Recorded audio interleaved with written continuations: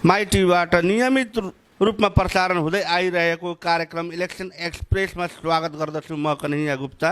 आज election express कार्यक्रमको विशेष अतिथि हुनुहुन्छ पर्सा क्षेत्र नम्बर 1 को खबाट प्रदेश सभा सदस्य पदमा श्री शशि कपूर मियाज्यूले स्वतन्त्र उम्मेदवारी दर्ता गर्नुभएको छ र उहाँसँग विशेष कुराकानी हामी गर्न गइरहेका छौँ। शशि कपूरजी नमस्कार। हजुर धन्यवाद। तपाईले मधेसी पार्टी किन छोड्नुभयो? मधेसको लागि त्यत्रो मरिमेट्नुभयो, आन्दोलन गर्नुभयो, आज मधेसी पार्टी छोडेर तपाईँ स्वतन्त्र उम्मेदवारी दिनुभयो, किन? के कति कारण?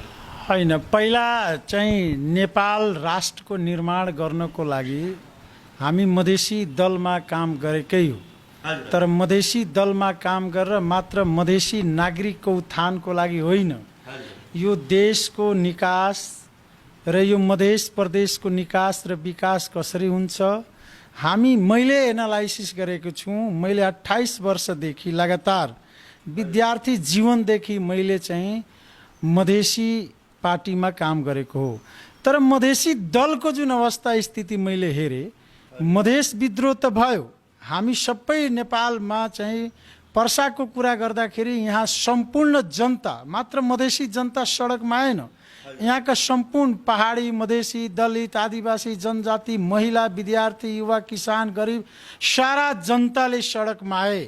त्यो मधेस विद्रोह भनेको मधेसी जनताको मात्र थिएन, त्यो नेपाली जनताको त्यो विद्रोह थियो। र विद्रोह पश्चात जुन मधेसी दलले गर्नुपर्ने क्रियाकलाप त्यो देशको पक्षमा, मधेसको पक्षमा, मधेस प्रदेशको पक्षमा, त्यो मधेसी पार्टीका नेताहरू जसको विरुद्धमा हामी काम गरे, जसको विरुद्धमा, विभेदको विरुद्धमा हामीले सडक सङ्घर्ष गरे, युवाहरू खुन दिए, युवाहरू शहादत भए, शहीद भए, र ती दलका नेताहरू कसैले शेरबहादुर देउपासँग अङ्गालो मारे, कसैले अहिले केपी ओलीसँग अङ्गालो मारे।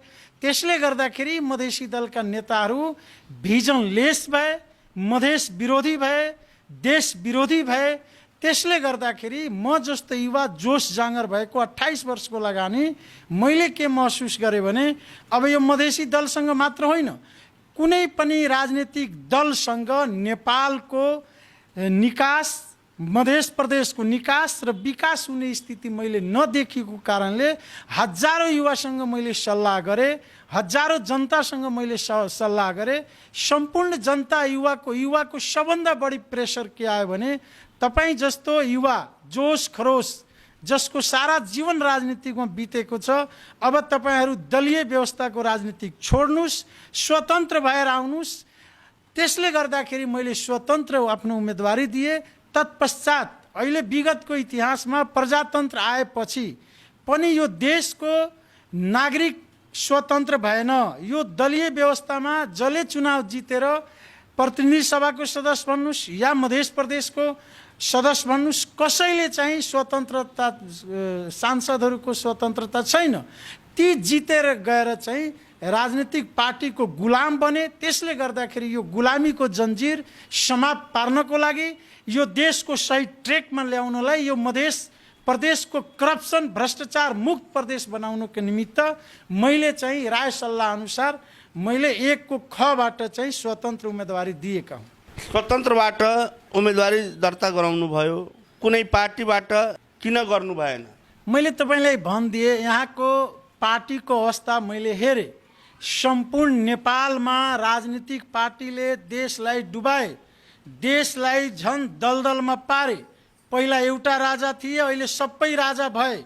तपाईँको हिजोसम्म चाहिँ हात्ती छाप चप्पल लगाउने र आरएक्स मोटरसाइकल चलाउने मान्छेले अहिले चाहिँ वीरगन्जमा घर, काठमाडौँमा घर, हेटौडामा घर, अहिले अरबौँ रुपियाँको चलखेल। यही प्रदेशको मुख्यमन्त्रीको अवस्था हेर्नुहोस्। तपाईँको साइकल काण्ड कसले गरे? 10 करोड 33 लाखको विशेष अदालतमा मुद्दा दायर भइसकेको अवस्था छ। त्यसपछि चाहिँ 5 अरबको हाराहारी स्वच्छता अभियानमा घोटाला भएको छ। तपाईँको यी सारा घोटालाहरू चाहिँ तपाईँको हेर्दाखेरि मैले के महसुस गरेँ भने अब दलबाट चुनाव लड्नु राम्रो होइन, अब दलको विरुद्धमा जानुपर्छ। त्यसले गर्दाखेरि मैले दलीय जुन सिन्डिकेट छ त्यो दलीय सिन्डिकेट भत्काउनको निमित्त पनि मैले आफ्नो उम्मेदवारी दिएको छु। मधेसी जनताहरूले विगतको समयमा आन्दोलन गरे, ती आन्दोलनको श्रेय अहिले त गयो नि, बित्यो नि, समाप्त भयो नि, नेताहरूले गवाए नि, त्यसको प्रतिफल आउन सकेन। तपाईँ के भन्नु छ? होइन, मधेसका जुन मुद्दाहरू हो त्यो मधेसका मुद्दा मात्र होइन, यो नेपालको राष्ट्रिय सवालका मुद्दाहरू हो। नेपालमा यो ठुलो बहसको विषय हो। तर मधेसी जनता या नेपाली जनता बेइमान छैन, नेपालका जनताहरू इमान्दार छन्। त्यो पटक पटक चाहिँ तपाईँको विद्रोहमा नेपाली जनता या मधेसका जनता भन्नुहोस्, शोषित पीडित आदिवासी जनजाति जनताहरू भन्नुहोस्, आफ्नो राइट्सको लागि विभेदका विरुद्धमा नेपालमा पटक पटक चाहिँ सडक आन्दोलन गरेकै हो, आफ्नो रगतको बलिदानी दिएकै हो। तर नेताहरूले त मत दिए, मन्त्री बनाए, सभासद बनाए, प्रतिनिधि सभासद बनाए, सबै जिताएर पठाए, तर प्रतिफल त यी फेरि जस्ताको त्यस्तै भयो। मैले त्यही भनेको नि, आखिर म जस्तो एउटा युवा जसले 28 वर्षको कालमा मधेसवादी दलमा विद्यार्थी जीवनदेखि अहिलेसम्म राजनीति गर्दै आउँदा मधेसी दल किन छोड्नु पर्यो? किन छोड्नु पर्यो भने यी मधेसी दलका नेताहरू चरित्रहीन भए, अवसरवादी भए, भ्रष्टाचारी भए। त्यसैले गर्दाखेरि म जस्तो युवा आज त्यो दल परित्याग गरेर स्वतन्त्रबाट उम्मेदवारी दिनुकै कारण त्यो हो। र अहिले मधेसी जनता जसले मधेसी युवालाई शहादत बनाए, बलिदानी दिलाए र मधेसी दलका नेताहरू शहीदको खुनमा, रगतमा जसले सांसद र प्रदेशसभा सांसद भए, सत्तामा बसे, ती सत्तासीनहरू अहिले जुन अब चुनावमा प्रतिस्पर्धामा छन्, अब ती हत्यारा, यिनीहरूले सांसद म भन्दैन, मन्त्री भन्दैन, मुख्यमन्त्री मन्त्री भन्दैन, यी मधेसी जनताका हत्यारा हुन्। यी हत्यारालाई अहिले मधेसका जनता, नेपालका जनता, युवा बहिष्करणमा परेका आम नेपाली जनता यिनीहरूलाई बहिष्कार गर्नेछन्। तपाईँलाई जनताले मत दिएपछि तपाईँले पनि त्यस्तै गर्नुहुन्छ भने के ग्यारेन्टी? मेरो अब हेर्नुहोस्, मान्छेको चरित्र हो।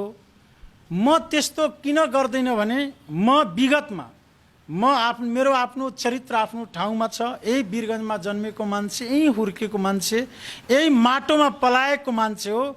मैले कहीँबाट मलाई चाहिँ झुटो बोलेको कुरा, फट्याइ गरेको कुरा यी कसैले मलाई भनिदियो भने म चाहिँ त्यसको भागीदारी हुन्छु। अर्को कुरा चाहिँ मैले के सोचेको छु, त्यो चुनाव मेरो लागि रहर होइन, मेरो लागि यो पनि एउटा क्रान्ति हो। यो देशमै क्रान्ति हामी गर्न लागेको हो कि अब नेपालको चाहिँ तपाईँको प्रधानमन्त्रीको कुरा गर्नुहोस्, राम्रोसँग बोल्न सक्ने आवश्यकता छैन, बस्ने आवश्यकता छैन, मुखबाट र्याल चुहाउने अवस्थामा पनि यी 70 वर्षका 75 वर्षका मान्छेहरू अहिले पनि सत्तामा बस्ने काबिज गर्ने र अहिले पनि चुनावमा प्रतिस्पर्धा गर्दैछन्। त्यसले गर्दा एउटा नेपालमै हामी फड्को मार्न चाहेका छौँ, बदलाव ल्याउन चाहेका छौँ कि अब युवा शक्ति एक भएर यो देशलाई जुन दलदलमा फँसेको राष्ट्र हो, यो दलदलबाट कसरी निकाल्न सक्छौँ। त्यसले गर्दाखेरि यो चुनाव मेरो लागि हार र जितभन्दा ठुलो एउटा क्रान्ति हो। यहाँको युवाहरू एउटा क्रान्तिमा हामी लागौँ। यो मात्र पर्सा जिल्लामा र वीरगञ्जमा हामी गर्न लागेको होइन, तपाईँको अधिराज्यभरिमा म जस्ता युवाहरू सैकडौँ अहिले स्वतन्त्र उम्मेदवार भएका छन्। यी स्वतन्त्र उम्मेदवारको एउटा लक्ष्य छ, एउटा सिद्धान्त छ, अर्जुन दृष्टि हामी लिएका छौँ कि जसले यो देशलाई प्रजातन्त्रको नाममा, लोकतन्त्र गणतन्त्रको नाममा जसले यो देशलाई तपाईँको अहिले दलदलमा डुबाएका छन्, भ्रष्टाचारमा डुबाएका छन्, गरिब जनता दिन प्रतिदिन गरिब रेखा मुनि गइराखेका छन्। अहिले शिक्षाको अवस्था हेर्नुहोस्, स्वास्थ्यको अवस्था हेर्नुहोस्, रोजगारको अवस्था हेर्नुहोस्। हामीले मात्र नारा दियौँ नेपालमा, राजनीति गर्ने राजनीतिक दलले नारा मात्र दिए, पात्रहरू बदलिएन, पात्रहरू त्यही भए, मात्र प्रजातन्त्रको दुहाई गरे, तर प्रजातन्त्रको अनुभूति नेपाली जनताको घर घरमा पुग्न सकेका छैनन्। मात्र शेरबहादुर देउपाको घरमा पुग्यो, केपी ओलीको पुग्यो, मोहन ठाकुरको घरमा पुग्यो, उपेन्द्र यादवको घरमा मात्र पुगे, प्रचण्डका घरमा मात्र पुगे। नेपाली जनताको घरमा अहिले प्रजातन्त्र भनेको के हो त्यो कुरा अहिले बुझ्न सकेका छैन। ती कुरा हामीले बुझाउनको लागि र अझ प्रजातन्त्र सुधारिएको प्रजातन्त्र सुदृढ गर्नको लागि हाम्रो स्वतन्त्र उम्मेदवारी भएका छन्। कसरी जनता घरमा सुधार ल्याउनु हो त्यसको अनुभूति कुन बेला हुन्छ भने नेपालको संविधानमा लेखिएको छ तपाईको 1 देखि 10 कक्षासम्म निशुल्क शिक्षा छैन तपाईको। आज नेपालको संविधानमा लेखिएको छ स्वास्थ्यको जिम्मेवारी राज्यको हुनेछ। तपाईको किडनी फेल भइराखेको छ, क्यान्सरबाट मान्छेहरू ग्रसित भइराखेका छन्। तपाईको यी ठुलो रोगहरू अहिले भइराखेको अवस्था छ। तपाईको हस्पिटलमा सिटामोल पारासिटामोल पाइराखेको छैन। अरबौं रुपैयाँ देशको बजेट हुन्छ स्वास्थ्यमा, ती पैसाहरू कहाँ गए? त्यसको अनुभूति राज्यले या म भोलि तपाईँ जितेर गए त खोज्नुहुन्छ, कारबाही गर्नुहुन्छ, ती भ्रष्टाचारीलाई आवाज उठाउनुहुन्छ।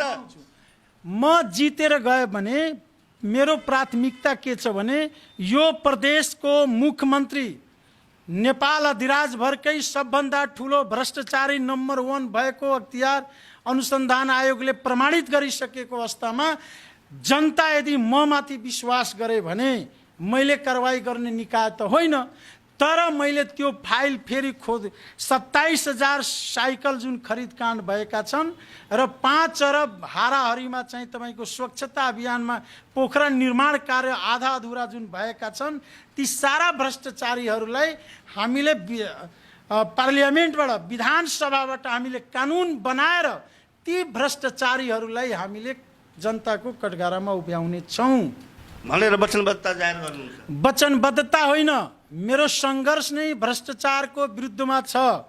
राज्यसँग या निर्वाचित जनप्रतिनिधिसँग जनताले 3 चिज माग्छ है, याद गर्नुहोस् है।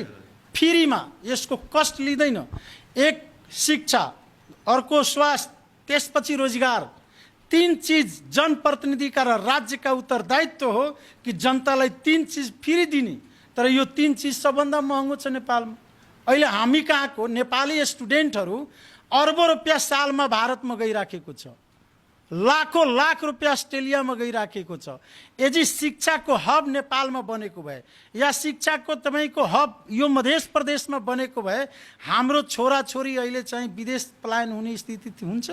गरिबको छोराछोरी भारतमा रहनु, भारतको राम्रो कलेजमा पढ्ने अवस्था छैन। तपाईँ हेर्नु होला आश्चर्यचकितको कुरा, चुनावको मुखमा आएर चाहिँ मध्य प्रदेश सरकारले एउटा नेसनल ट्रेनिङको गेटमा तपाईको विश्वविद्यालय चल्छ। विश्वविद्यालय यसमा चल्ने हो? 2 करोड रुपैयाँ लिएर भिसी बनाउने यो सब क्रियाकलाप हो, तपाईको ठुलो विडम्बना हो। त्यसले गर्दाखेरि यो पालि चाहिँ युवाको पालो हो। मेरो आग्रह पनि छ तपाईहरुसँग, सम्पूर्ण श्रोताहरुसँग, यो पालि भ्रष्टाचारलाई समाप्त गरौँ, भ्रष्टाचार मुक्त मध्य प्रदेशलाई निर्माण गर्ने हो भने हामी जस्तो युवालाई तपाईहरुले विश्वास गरेर आफ्नो मत दिनुपर्छ। वीरगञ्जको नालाको समस्या छ, पानी निस्किरहेको छैन, बाढमा पुरै बाढी आएर घर डुबानहरू परिरहेको छ। यो सबको बारेमा तपाईको योजना के छ? हेर्नुस्, आखिर वीरगञ्जको अवस्था यो किन भएको? आखिर त नेताहरूले नै गरे हो, जनताले त गरे होइन। जनताले विश्वासले मत दिए नेतालाई, तर नेताले गर्दिएन, डुबान गर्दिए। यस बारेमा के भन्नु? यसमा हाम्रो के छ भने तपाईको हामी जुन ठाउँमा बसिराखेका छौँ, सुरेश आयल निर अगाडि हामी बच्चा हुँदाखेरि एउटा पुल थियो के, अनि त्यो पुलको सिधै हुँदै यही बाटो भएर तपाईको सिरिसा नदीमा गएर खस्छ। त्यो सारा चाहिँ सार्वजनिक चाहिँ जग्गाहरू मान्छेहरू त मिचे, तर त्यसको कानुनी अधिकारहरू छ। त्यसको चाहिँ स्थानीय सरकार छ, नेपालमा 3टा सरकार चलिराखेको छ। स्थानीय सरकारको मातहतमा भएकोले त्यसको लागि मैले निर्वाचित भएर गए भने मैले त्यो भत्काउने मेरो जिम्मेवारी होइन। झुटो कुरा गर्नु हुँदैन जनताको अगाडि मिडियामा।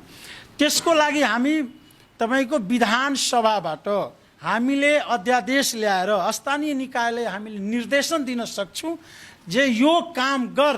वीरगञ्ज जुन डुबान परिराखेको छ त्यसको पनि कारण हो, त्यसमा पनि ठुलो एउटा सञ्जाल छ भ्रष्टाचारको, त्यहाँ पनि ठुलो भ्रष्टाचार छ।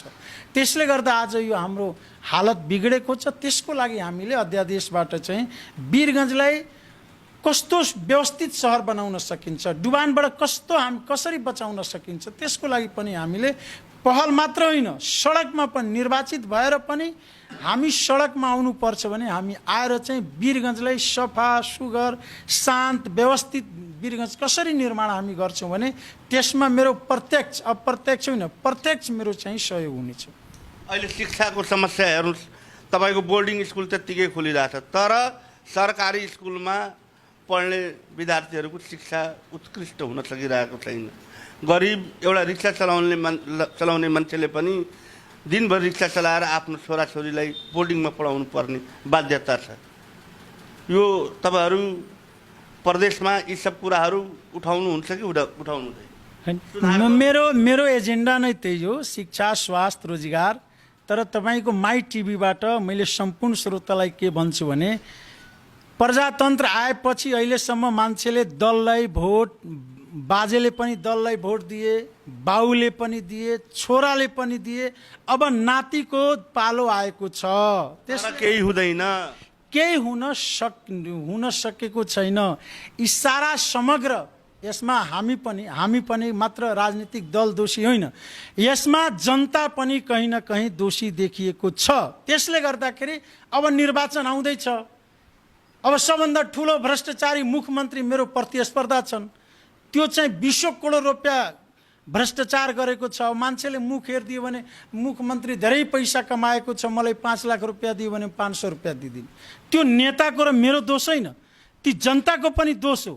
पैसामा, दारूमा, मासमा मत दिने मतदाता पनि दोषी हो। त्यसले गर्दाखेरि ती मतदातालाई मैले आग्रह के गर्छु भने ती भ्रष्टाचारीहरूको पैसा तपाईँहरू फाल्नुहोस्। सफा सुग्घर युवा जोस जाँगर भएका मान्छेलाई, पढे लेखेका मान्छेलाई तपाईँले मत दिनुहोस्, मालिक नबनाउनुहोस्। अहिलेको के हुँदैछ, मतदाताहरूलाई लोभ दिएर सेवा गर्ने मान्छेलाई मत नदिएर तपाईँले चाहिँ मालिकलाई मत दिनुहुन्छ भने यही हालत हुन्छ। मैले मालिक बन्न खोजेको होइन, मैले सेवा गर्न खोजेको। सेवा गर्ने मान्छेले मौका दिनुपर्छ। ती मालिकहरूलाई दियो भने मालिकको गुलाम जनता हुन्छ र ती जितेर गयो भने ती सांसद विधायकहरू आफ्नो पार्टीको गुलाम हुन्छ। त्यसले गर्दाखेरि राम्रो मान्छे सिलेक्सन गर्नुहोस्, हाम्रो मान्छे होइन। फेरि हाम्रो के बानी छ भने हाम्रो मान्छे, पैसा दिने मान्छे त्यस्तोलाई सिलेक्सन नगर्नुहोस्, राम्रो मान्छेलाई सिलेक्सन गर्नुहोस्, अनि त्यसपछि यो सारा समस्याको जड समाप्त हुन्छ। जनताले राम्रो मान्छे कसरी सिलेक्सन गर्ने? राम्रो मान्छे कसरी भने योभन्दा अगाडि यो निर्वाचन क्षेत्रबाट को जितेर गए? 5 वर्षमा नेपाली जनताको लागि, आफ्नो क्षेत्रको लागि के गरे त? केन्द्रमा जितेर गएपछि उसले के काम गर्यो, मध्य प्रदेशमा गएर मध्य प्रदेशको लागि के काम गरे, त्यो एनालाइसिस गर्नु हो नि, विश्लेषण गर्नु हो नि। 5 वर्षमा हाम्रै वीरगञ्जको मुख्यमन्त्री हो, हाम्रै सहरको मान्छे हो र त्यो मुख्यमन्त्रीले वीरगञ्जको मध्य प्रदेशको लागि के नमुना काम गरेको छ मिडियाका साथीहरूले उहाँसँग सोध्नु होला। 5 वटा केही काम गरेका छन्, मसँग सोध्नुहोस् 5 वटा के काम गरेका छन् भने तपाईको बेटी पढाऊ बेटी बचाऊको नाममा भ्रष्टाचार गरेका छन्। स्वच्छता अभियानको नाउँमा हाम्रो मुरली गाउँमा 13 करोड रुपियाँ दिएर आजसम्म त्यो पोखराको सारा पैसा खाइदिए। एसपी अफिसको छेउमा नगवामा यस्तै 5 अरबको हाराहारीमा मध्य प्रदेशमा कमिसनको खेलमा पोखरामा पैसा मात्र हाल्ने हो। त्यसपछि तपाईको बेटी बिमा कतिवटा छोरीको बिमा गरेका छ यिनीहरू चाहिँ बैंकमा खाता खोलेर मध्य सरकारले पैसा दिने र त्यसको कमिसन खाएर अहिलेसम्म के हाम्रो छोरी बेटीको बिमा गरेका छ यी सारा कुराहरू तपाईको यिनीहरूको सारा भ्रष्टाचार गरेका छन्। त्यसले गर्दा तपाईहरु सोध्नुस् न मुख्यमन्त्रीसँग, तपाई 5 वटा बताइदिनुस्, 5 वटामा के अहिले प्रचार गरिरहेछ? मधेस विश्वविद्यालय, मधेस यो मधेस त्यो। ए बाबा, जनतालाई के पायो? रोजगार पायो, शिक्षा पायो, स्वास्थ्य पायो? जनतालाई के दिनुभयो? यहाँको उद्योगहरू अगाडि बढ्न सके? केही छैन। मात्र मधेस विश्वविद्यालय बोर्ड लगाएर मधेस विश्वविद्यालय हुन्छ। त्यसले गर्दाखेरि जनताले यो हेर्नु पर्यो 5 वर्षमा।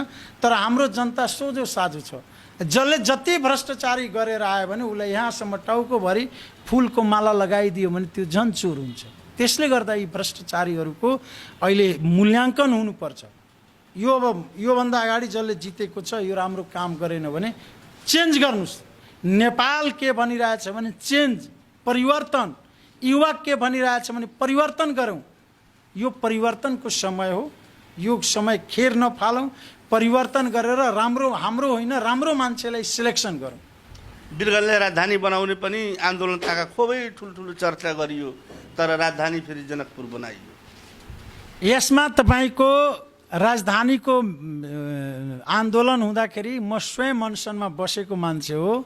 त्यसमा मैले त्यति बेला उपेन्द्रजीकै पार्टीमा थियो, मसँग स्पष्टीकरण पनि माग्यो। मैले भने तपाईँहरू मलाई पार्टीबाट निकालिदिनुहोस्, किनभने म त्यति बेलाको फोरमको अध्यक्ष हुँदाखेरि मैले यही घण्टाघरमा भनेका थिएँ कि सङ्घीयता आयो भने वीरगन्जमा राजधानी हुन्छ। तर त्यसको सबभन्दा दोषी यो देशमा कोही छ भने जनता समाजवादी पार्टीको उपेन्द्र यादव र यो मध्य प्रदेशको मुख्यमन्त्री लालबाबु राउत हो। यिनीहरू कुर्सीको साटासाटमा ल तिम्रो उताबाट तिम्रो पार्टीको हामी मुख्यमन्त्रीमा समर्थन गर्छौँ, तर राजधानीको बेलामा तिमीहरूले जनकपुरलाई सघाउ भनेर यो कमिटमेन्ट यिनीहरूले गरेको कारणले गर्दाखेरि पनि वीरगन्जमा राजधानी आउन सकेन। तपाईको माननीय उपेन्द्र यादवजीले एकचोटि के भन्नु भने जनकपुरलाई मध्य प्रदेशको राजधानी बनाउने र वीरगन्जलाई आर्थिक राजधानी बनाउने उहाँले एकचोटि बोल्नु भएका थिए। मैले त्यति बेला पनि कमेन्ट गरेका थिएँ, ए बाबा आर्थिक राजधानी हामीलाई चाहिँदैन, आर्थिक प्याकेज त ल्याऊ। तर मधेस विद्रोह सबभन्दा ठुलो वीरगन्जका जनताले गरेका हुन्, वीरगन्जका युवाले गरेका छन्। त्यसले गर्दा राजधानी वीरगन्ज हुनुपर्छ भने हामीले पटक पटक यो आवाज उठाएका छौँ, तपाईँहरू साक्षी हुनुहुन्छ। तर जसले कुर्सीको सट्टासाटमा तपाईँको राजधानीलाई गरेर जनकपुरमा बेचे ती मान्छेहरू प्रतिस्पर्धामा छन्। जनता यसको मूल्याङ्कन गर्नुपर्छ, मेरो आग्रह पनि छ। वीरगन्ज चिनी मिल कारखाना चलाउने कुरा गरिन्छ, काठमाडौँबाट केन्द्रबाट पनि प्रदेशबाट पनि आउने घुम्ने जाने, अनि यहाँ मिडियामा ठुल्ठुलो कुरा गरेर जाने, चिनी मिल सञ्चालन नहुने, त्यसबारेमा के भन्न चाहनुहुन्छ? होइन यसमा जुन गएपछि के गर्नु? होइन यसमा जुन नेताले या जुन मन्त्रीले यदि वीरगन्ज चिनी मिल चलाउने कुरा गरिराखेका छन् भने ती नेता ती मन्त्रीज्यूहरू हामीलाई ठग्न खोजेका हो। तपाईँको चिनी मिलको जग्गा 6 बिघा सशस्त्र लियो, तपाईँको 5 बिघा 4 बिघा चाहिँ उच्च अदालतले लिइसकेपछि तपाईँको अब यो चिनी मिल चलाउने नियत हो। चिनी मिल कसले बन्द गराइदियो? हामीले उठान त्यहाँबाट गर्नुपर्छ। प्रजातन्त्र तपाईँको राजा महाराजाले बनाइदिएको हो। चिनी मिल, कृषि औजार, जुट मिल, विराटनगरको जुट मिल, तपाईँको हेटौडा सिमेन्ट फ्याक्ट्री, तपाईँको यी सारा राजा जनकपुर चुरोट कारखाना यो केले यो गिरिजाप्रसाद कोइरालाले बनाइदिएको, माधव नेपाल उपेन्द्रले बनाएको त होइन। यो राजा महाराजाले बनाइदिएको उद्योगहरू यिनीहरूले बेचेर खाइदियो। अब यिनीहरूसँग चल्ने अवस्था स्थिति छैन। त्यसले गर्दाखेरि हामी जितेर गयो भने मध्य प्रदेशमा सबभन्दा अहिले आवश्यकता के छ भने यो कृषि क्षेत्र हो। यहाँ कृषिको हब बन्नुपर्छ। मल छैन, तपाईँको बिउ छैन, गण्डक नहरमा पानी आउँदैन। पानीको मात्र समस्या होइन, तपाईँ धेरै समस्याहरू छ। अहिले किसानको आँखाबाट आँसु झरिराखेको छन्। जसले दिनभरि हर चलाएर आफ्नो खेतबाट अन्न बाली उब्जाउँछ, त्यो बाली हामीले खान्छौँ। अहिले ती कृषिको आवश्यकता छ कि छैन? यहाँ हामीले कृषि आन्दोलनको हामी तयारी गर्छौँ। किसानलाई प्राथमिकता कसरी दिने, त्यसपछि हाम्रो शिक्षा, स्वास्थ्य, रोजगार, अहिले उद्योग कहाँ छ? हाम्रो वीरगन्ज कोरिडोरको अवस्था किन बिग्रियो त? उद्योग किन समाप्त भइराखेको अवस्था छ? धेरै त पार्टीहरूले गएर बिग्रे हो नि। पार्टीको तपाईँको सङ्गठनहरू, मजदुर सङ्गठनहरू खोल्ने, चन्दा माग्ने, गएर थर्काउने कारणले त बन्द भएको भन्ने कुरा सुनिन्छ। अर्को फेरि सरकारले कर बढाइदिने, कच्चा पदार्थकोमा थप दिने करहरू, त्यो मात्र चन्दा आतङ्क मात्र होइन। तपाईँको नेपालको एउटा सिन्डिकेट के छ भने तपाईँ एउटा उद्योग लगाउनुहोस्, त्यसमै लाइसेन्स बनाउन जानुहोस् मन्त्रालय र विभागमा, संसारमा कहीँ पनि उद्योगलाई प्रोत्साहित गर्ने हो भने तपाईँ उसलाई छुट दिनुपर्छ। ल 5 वर्ष म तिमीसँग ट्याक्स लिँदैनौँ, 5 वर्ष तिमीलाई बिजुली लाग्दिन, तर मेरो एउटा शर्त के छ भने जुन एरियामा तेरो उद्योग हुन्छ त्यो एरियाको युवाहरूलाई रोजगार दिनुपर्दछ। यहाँ त के छ भने तपाईँ उद्योग लाग्यो, लाइसेन्स लिन जानुस्, तपाईँले 20 लाख रुपियाँ दिनुपर्छ। अनि त्यो उद्योगपतिहरू किन नेपालमा आएर उद्योग लगाउँछ? त्यहाँ चाहिँ त्यो एरियाको मान्छेहरू गएर चाहिँ बार्गेनिङ गर्छ, त्यो किन उद्योग लगाउँछ?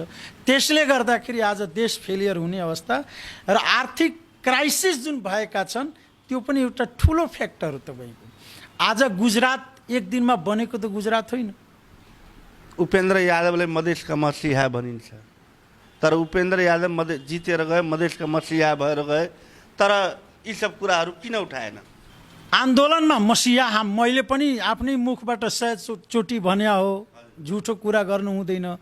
उहाँले मसिहा कुन बेला हुनुहुन्थ्यो भने मधेस आन्दोलन चलिराखेको अवस्थामा उहाँ चाहिँ यही वीरगन्जमा आउँदाखेरि टायरको चप्पल र एउटा गम्छा र एउटा पाइजामा र एउटा कुर्ता लिएको र यही शशि कपुरले उहाँलाई सारा बसाएर सारा थोक गराएको। तर उपेन्द्रजीले जुन दिन 64 को चुनाव पछि सत्तामा जानुभयो त्यही बेलादेखि हामीले उपेन्द्रजीलाई मसिहा भनेको होइन। उपेन्द्रजी राष्ट्रघाती हुन्, मधेसघाती हुन्।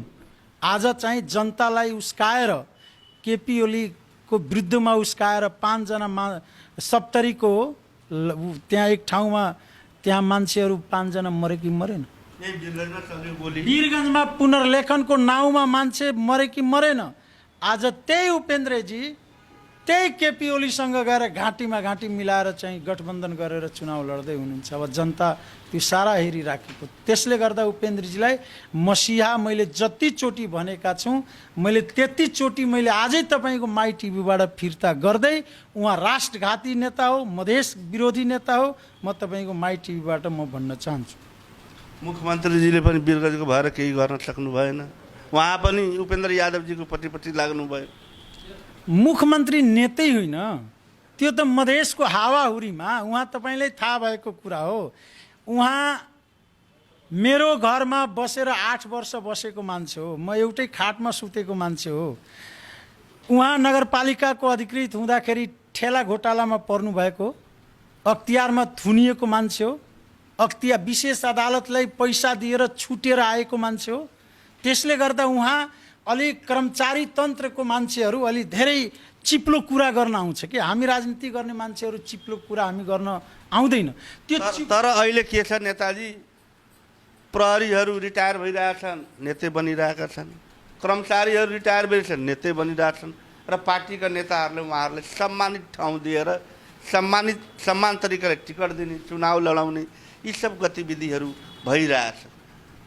त्यही गतिविधिको विरुद्धमा देशका युवाहरू अहिले स्वतन्त्र भएर चुनावमा गइराखेका छन्। यसको पनि ठुलो कारण हो, तपाईको एउटा हाकिम भइसकेपछि त्यो करोडौँको धन थन्क्याएको छ नेपालमा। तपाईको एउटा चाहिँ मालपोत, भूमि सुधार, अदालत, त्यसपछि भन्सारको खरदार भएको मान्छे काठमाडौँ। प्रहरीका आइजिपीहरू पनि एकदम त सबभन्दा बढी पैसा त रिटायर आइजिपीहरूसँग छ नि। त राजनीतिक दलले के गरेका छन् भने सिन्डिकेट लगाएका छन् भने कन्हैयाजीले 20 वर्ष राजनीति गरे, राजनीतिक कार्यकर्तासँग पैसा हुँदैन, तर कन्हैयालाई टिकट दिने किन दिनुपर्ने? श्यामले रिटायर भएर आएको छ, उसको बैंक बैलेन्स चाहिँ 10 करोड छ, सम्पत्ति 50 करोडको छ भने उसलाई किन चुनावको टिकट नदिने? त उहीसँग 2 करोड रुपियाँ दिएर उसैले टिकट दिइराखेको छ। यो पनि गलत प्रक्रिया हो। नेपाल सरकारको रिटायर कर्मचारी, तपाईको नेपाल सरकारको सञ्चय कोष खाएर बसेका कर्मचारी राजनीतिकमा इन्ट्री नै गराउनु हुँदैन। यदि सेवा गर्ने हो भने ट्रस्ट खोलेर त्यो जनताको सेवा गर्नुपर्छ। या हामी एउटा विद्यार्थी कालदेखि चाहिँ राजनीति गर्दै आइराखेको अवस्थामा आज पनि हामी चाहिँ दलबाट असन्तुष्ट भएर यो देशको निकास र विकासको लागि हामी जुन अहिले सङ्घर्ष गरिराखेका छौँ, त्यो रिटायर कर्मचारीहरू देशको जनता र नेपाली जनताहरूसँग के माया ममता छ तपाईँ भन्नुहोस् न। पुलिस अफिसरहरू तपाईँको अहिले सर्वेन्द्रनाथ खनाल उम्मेदवार हुनुहुन्छ, धेरै अफिसरहरू छ, तपाईँको मान्छेहरू चिनेको छैन। उनीहरूको सम्पत्ति पहिला छानबिन गर्ने हो कि होइन? बाबुबाजेको कति सम्पत्ति हो, 32 वर्षको जागिरमा यसले कति आय आर्जन गरे, अहिले चाहिँ यो भ्रष्टाचारको पैसालाई, कालो धनलाई, यो व्हाइट धन बनाउनलाई, सेतो धन बनाउनलाई यी राजनीतिक दलको मिलोमतोमा सबलाई राजनीतिमा ल्याउने गरेका छन्। त्यो राम्रो होइन देशको लागि। राजनीतिक दलको अध्यक्षहरूले भ्रष्टाचारीहरूलाई त्यो गङ्गा के जल, तुलसी जलको पानीले छर्केर यहाँ राजनीतिक दलका सम्पूर्ण नेतै भ्रष्टाचार छ त उनीहरू इमान्दार मान्छे किन चाहियो? इमान्दार मान्छे त मुखमा भनिदिन्छ। त्यसैले गर्दाखेरि उहाँहरूलाई त्यही भ्रष्टाचारी चाहियो। किनभने यदि त्यो भ्रष्टाचारी कुनै दलको सदस्यता लिएन भने आज न भोलि त्यो जेलको यात्रा खाइन्छ।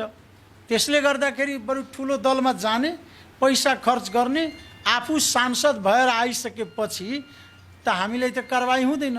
कारवाही हुने अवस्थामा छ भने एउटा अध्यादेश ल्याउने, त्यो अध्यादेशबाट बचाइने खेल हुन्छ। त्यसले गर्दाखेरि यो प्रक्रिया चाहिँ हामीले सुधार्ने हो।